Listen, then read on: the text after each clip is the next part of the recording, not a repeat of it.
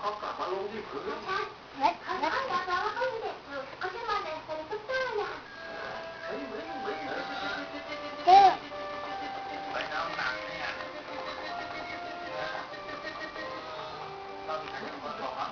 น้องกลัวสิงโตไหมครับ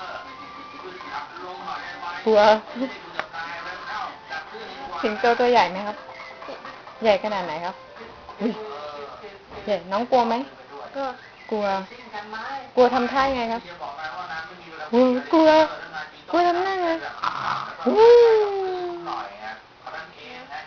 เสือแล้วครับเสือร้องไงช้างอ่ะช้างอ่ะ